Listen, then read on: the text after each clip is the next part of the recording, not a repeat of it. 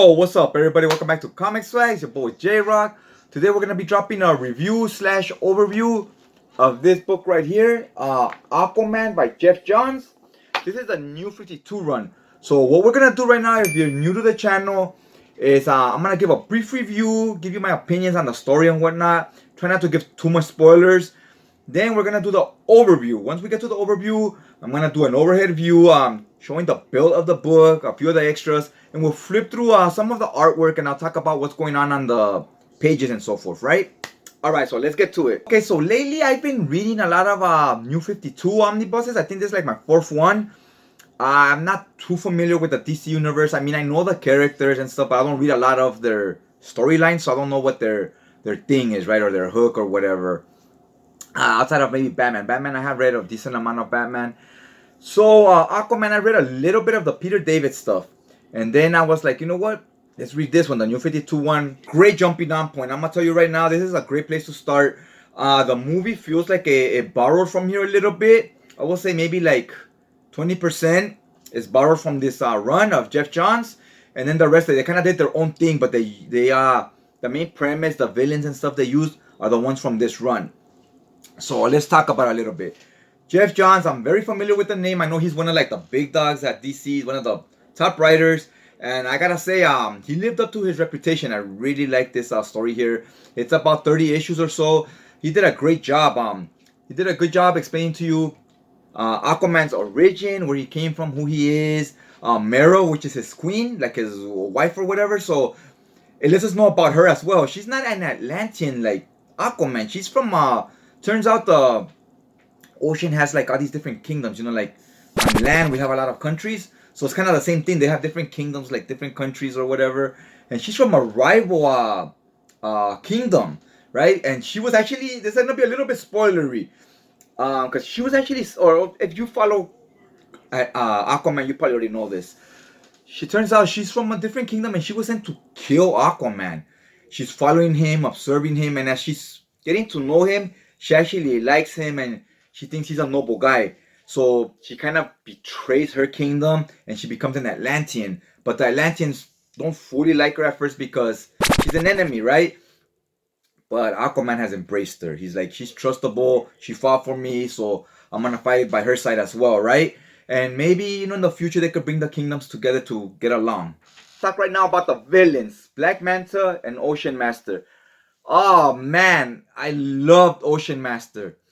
He reminded me, he was written here a lot like Magneto, where he's not just a one-dimensional villain. Like, he's almost not even a villain at times, right? Like, sometimes, like he's not doing villainous things just to do them. He's much like Magneto, where Magneto fights for mutants, right? He's like, we've been wrong, they do things to us, so he retaliates, right? He defends himself. It's not all just blind hate. It's valid.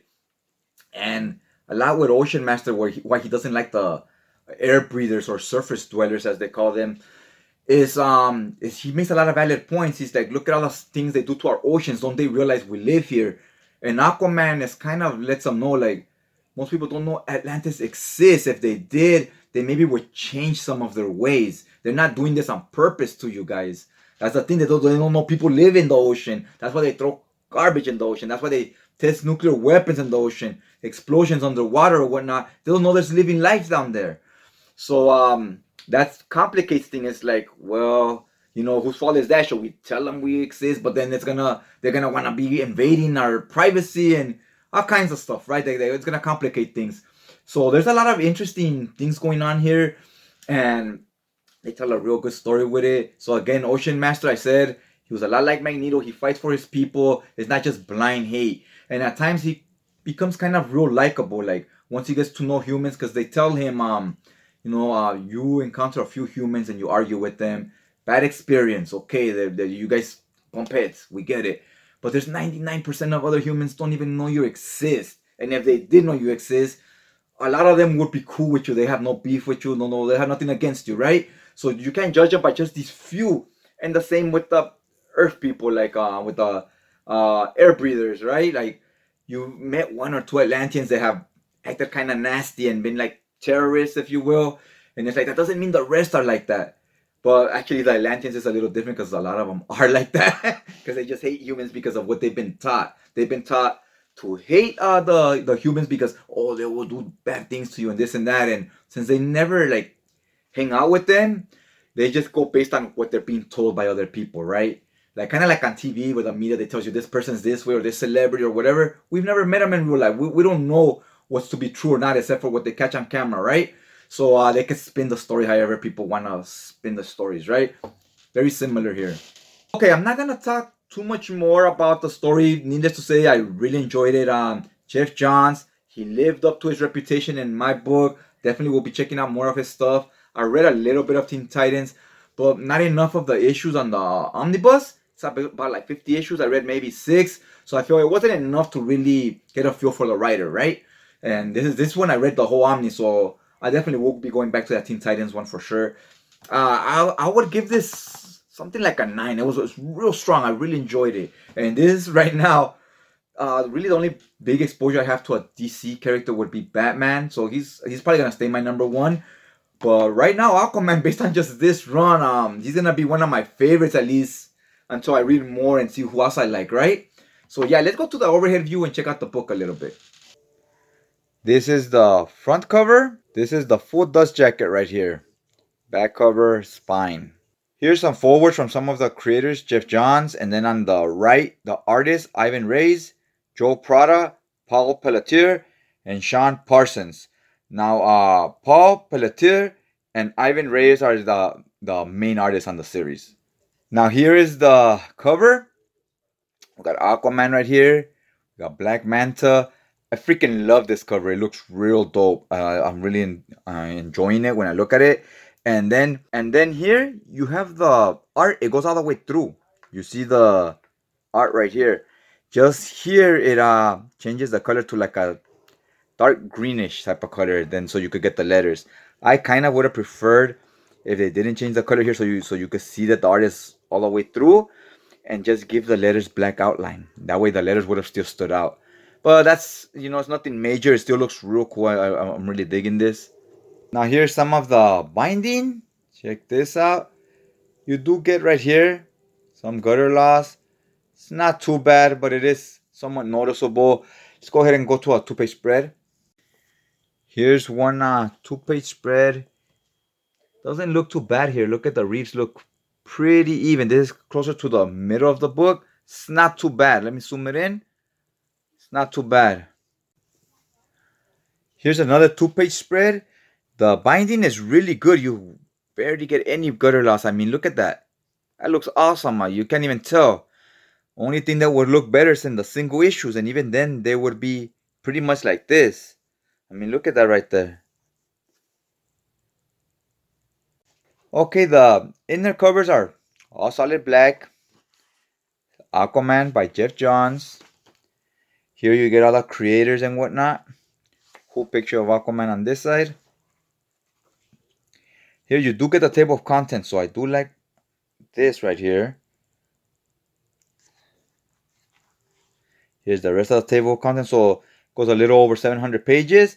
And as with most DC books, you get the covers, but you don't get, it's a virgin cover. You don't get what title it is. Is it Aquaman issue 1 or is it Justice League issue 1? Because there's some crossovers, right? So it doesn't tell you the title. Now on this particular book, what it does is on the other side, you get this. The cover again, but in black and white. Sometimes it's pencils, sometimes it's inked. This one, for example, would be inked. Now on this side, we get the beginning of the book. You got these characters called the Trench. Now in this book, it gets revealed that they're also like a kingdom. Like the Atlanteans. The Trench are also people, but they're not sentient beings. They're very like primal. And look, it starts off like very horror almost. Then it quickly changes. We get a lot more of this style of art where it's like a widescreen shots as opposed to this. Because a lot of the more modern comic books, they do this a lot because they're kind of meant to fit your digital reading, right? For your laptop or your computer or whatnot. Okay, here you see some fishermen. They're just fishing and whatnot. See the guys here. You see the water and everything. Now, something strange is going on in the water here. And when this guy's looking, look what happens here. Bam! This is the creature they caught. Love this page right here. This looks vicious. Really enjoyed it. It looks like a piranha almost, right? And then you see the creature here, right? He's coming out of the water, so they're shocked. And look at how many of them is there. There's a lot of them. So they're just coming out to feed. They need to survive, so they eat a lot, and there's a lot of them. So they're running out of food under the ocean. So now they're coming up to the land and eating people. Now on this side we get the same cover, but here it's pencils. Yeah, it has some inks too. It looks real cool right here. Again, we get more of the widescreen shots. So this first story arc, most story arcs are about 6 issues. It has a very like horror feel, right? Where they're going around eating people, almost like zombies, but they're not quite zombies. They're a different species. They're called the Trench.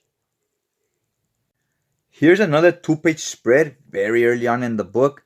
And I mean, yeah, you don't see much glitter loss. And if you hold it like that, you don't see any. But when you look at it like that, it's still not much. I mean, this was really well made. The book, the build itself is really good. And these pages, I find them to be a little bit thicker than the Marvel omnibuses. I know for some people it's a bigger deal than to others. To me, the Marvel books, yes, when I'm flipping the pages, they are a little bit more flimsy. These feel sturdier, but it's not a huge deal to me. Here's some more of the art right here. Here he meets Mera. They're swimming through the trench. You see a scene like this in the movie if you watch the movie. This reminded me a lot of that, where they're swimming under the water, and it looks crazy. The whole under the sea, the world there, the city. It almost looked like they were in space. But when you get to the trench, it's a lot darker and more gritty almost, right? Look at this right here. Now here we get taken to Aquaman's past, starting this issue. So remember, there's 3 issues here that are Justice League's issues 16, 17, and 18. They cross over with Aquaman issues 16, 17, and 18. So this is where he's with the others, they're called. It's a bunch of random characters. I never heard of them. This one looks pretty cool. She could kind of predict the future. And see here you have that same cover but in pencils. I'm always a fan of watching art in pencils because the coloring adds so much to it. Sometimes you think one artist is better than the other. And then when you just see the raw pencils, they're a lot more similar than you think, but they just use different colors, right? So that just changes things so much. The tone of the books is the colors. Here we get introduced to Black Manta. So now you know the second story arc is Black Manta. Here we get introduced to another character from Arthur, aka Aquaman's past. And I really like the art here. Look at her. She's appearing from this portal. All these people, his past is coming back to haunt him. She's coming to tell him your old team, the others, they're getting killed off one by one by Aquaman. Nice splash page there. Again, back to the widescreen shots. All these newer books, one thing I've noticed is they all mostly do this a lot of this stuff. So they're perfect for reading digitally and whatnot, right? So I'm collecting a lot of my 80s and 90s books I collect physically, because a lot of them, they don't make the best read digitally because the panels are made in all these weird extreme shapes and stuff like that, right? Now this book, a lot of the newer stuff, it's made to read digitally on a screen, right? So you could read it either way and it doesn't affect it a lot. But there are some 2-page spreads and sometimes they do get fancy with the panels. So I still do prefer the physical format. But it's just it affects it less when it's a more modern book most of the time. Like this page, I was seeing it on the computer screen. This look badass when it's really big like that on the screen. Looks pretty cool. Look at this, another awesome 2-page spread. This one would be on the laptop and stuff. It would be a small screen like that, right? So this one, it looks better on the big book, right? And so you could really capture the size of like where they're at. It's a big area. Look how small the characters look. And here, Black Manta, he's killing all these characters and he's looking for all these artifacts. He thinks that he finds all these Atlantean artifacts. They're almost like weapons. He would be powerful enough to beat Aquaman, right? If he gathers all of them. Here we have a tie-in to the Justice League issues. This is a Justice League issue. First, look at this. This looks awesome. See how it looks in the dark of the trench? Really enjoy this. This gets kind of weird when you include the Justice League characters, because I feel like when you're reading this story, you're only getting like a piece of the story, so there's a lot missing. the art immediately it's different. This art I also like. It's pretty good. But the story, there's like you're missing a lot of things. You need to read when you read these Justice League issues, you need to read the Justice League run to see how they appeared, why did Batman and everybody appear in where Aquaman's at, right? How did they meet up with each other? You're just thrown into the story and they're already there. So it was kind of like these 3 issues. I wouldn't say it ruined the book because the rest of the book is still real solid, but it left like there's a lot of information that's missing, if you will. And then they break out this character, Ocean Master, from a prison, right? And it sort of gets explained to us how they do it, but it doesn't explain to us how those guys that broke them out get there, because you would have to read the Justice League stuff, which was kind of like I said, those 3 issues they crossed over with the 3 Aquaman issues. It threw me off of the story a little bit just because a lot of stuff was missing.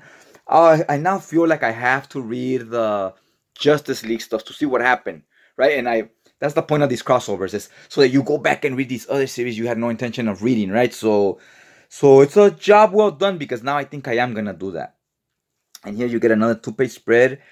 Here's, I believe it's a different artist. So this artist, he takes a different route. Look, he draws like panels down here, and then just this top part is a 2-page spread, as opposed to Reis, where he would use the whole page, right? Like the more traditional way. Here is another new artist, Paul Pelletier. I believe that's how you say it. Not 100% sure. Oh wow, we got Art Tibber on inks. Interesting. Here we get introduced to all these B-list characters from the Justice League, right? They even call them the reserves or the extras or something, which I thought that was kind of funny. But it's cool, we get to use them, right? Black Lightning, Vixen. It's a character I want to read more on, is Vixen. We got Hawkman here. So they're fighting all the Atlanteans, the Trench, and the humans. It's like a war or a free-for-all between 3 groups, all fighting each other. All hell breaks loose in this 6-issue event, right? That's how usually the events go. It's just big wars, right? There's not like a lot of story to them. You would have to read the build-up. That's where the story's at, right? So this is just these 6 issues. It's a lot of action, basically. Okay, let's go ahead and skip to some of the extras now. Oh, one last 2-page spread. This has a lot of 2-page spreads, which kind of helps you get through the book quicker. But they're also, really good artists. So I could see why they would want to do 2-page spreads and, show their art a little, like a flex. There's something that happens here that's real interesting. I'm not going to spoil it for you guys in case you haven't read it. There's the ending. Now the covers. One thing I noticed here when they show the extra covers, these are the variant covers. And then here it says Aquaman issue 17 variant cover, who drew it and everything, right?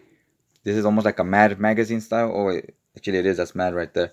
But anyway, I was going to say, I wish that the covers on these DC books, that they always did this. Always give us what issue it is. Some more covers. I would love it if they always gave us the issues, so that way we're not lost, right? I know which one's a Justice League cover and which one's an Aquaman issue for those tie-ins.